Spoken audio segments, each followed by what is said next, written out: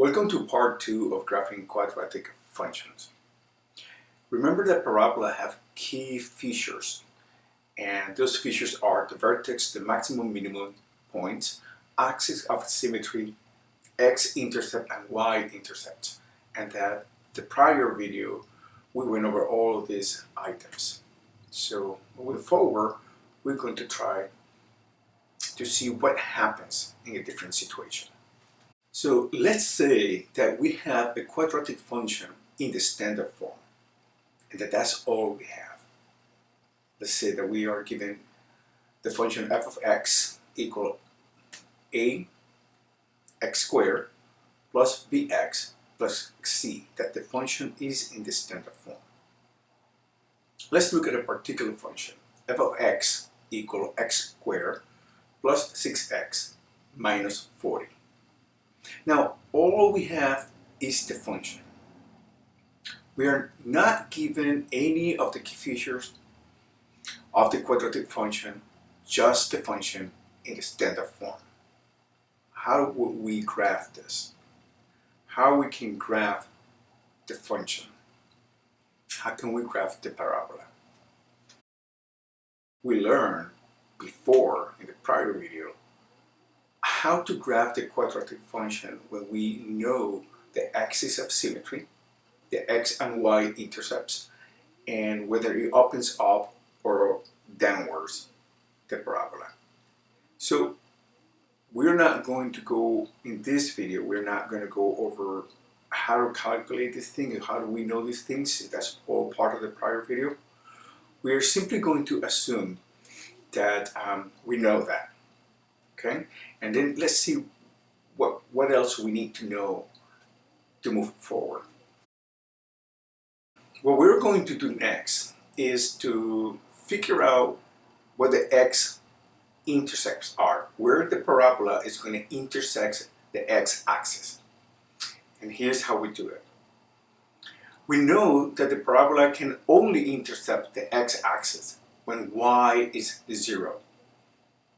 We can infer that the coordinates will have to take the form of x sub 1, 0 and x sub 2, 0. If we were to intercept in two places, those coordinates will have to have 0 as the y coordinate.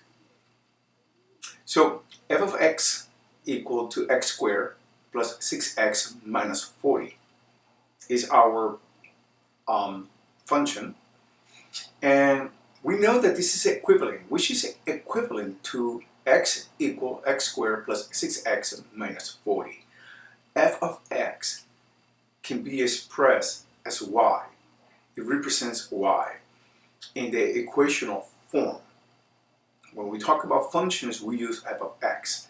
But for the purpose of finding the intersects, we want to express this as equation, which is y equal x squared plus 6x minus 40. Now, we know y is 0.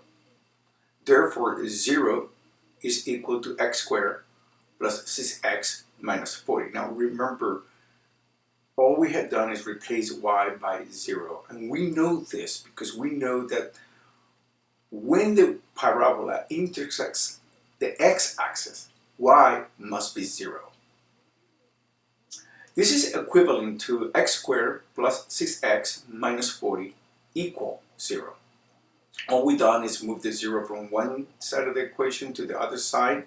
If a is equal b, b is equal a, it's just a new way to express it. It's an equivalent way to express the same quantity. We can factor, this is helpful because now we can factor x squared plus 6x minus 40 as that trinomial factor as x minus 4 times x plus 10 equal 0.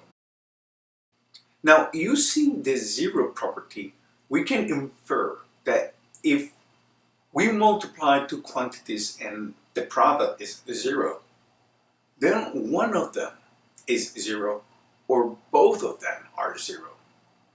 So we have that x minus 4 equals 0 or x plus 10 is equal 0. This is going to be valuable because now we can solve for x. And in one hand we have that x minus 4 equals 0, or x plus 10 is equal 0. On one of the equations, if we add 4 on both sides of the equation, we get that x is equal 4. And in the other equation, if we subtract 10 from both sides of the equation, we get that x is equal negative 10. These are the values for x when y equals 0. Therefore, the coordinates of the x-intercepts are 4, 0, and negative 10, 0. Those are the coordinates of the parabola. Those are the points where the parabola will intercept the x-axis. Our next step is going to be to calculate the y-intercept. So we know that the parabola can only intercept the y-axis when s is 0. That is, the only way the parabola can intersect the y-axis is for x to be 0. The value of x must be 0. So we infer that the coordinate will have to take the form of 0, y for some value of y. Let's go back to our function notation. F of x equal x squared plus 6x minus 40. And remember that this is equivalent to y equal x squared plus 6x minus 40. We replace f of x with y. We go from the functional notation to the equational notation because it's more convenient for this calculation. But x is equal to 0. We already established that at the y-intercept. Therefore, we proceed to substitute x for 0. So we have that y is equal to 0 squared plus 6 times 0 minus 40. This is equivalent to y equal 0 plus 0 minus 40, which is y is equal to negative 40. Therefore, the y-intercept is going to be 0, negative 40. That's the coordinate of the y-intercepts. That is the point where the parabola will intercept the y-axis. We have what we need to graph the parabola. We have now the key features of the parabola: the vertex and the coordinates of the vertex, which is negative 3, negative 49.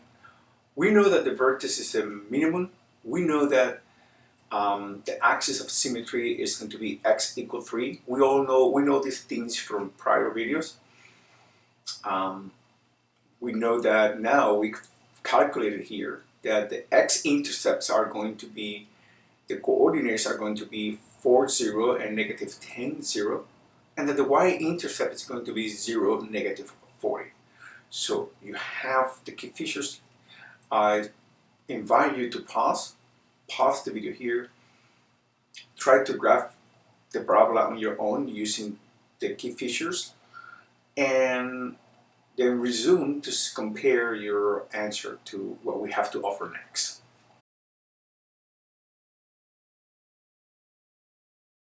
So, does your graph look something like this? Good. This is how we can use the function of the parabola in the standard form to graph the parabola. Thank you.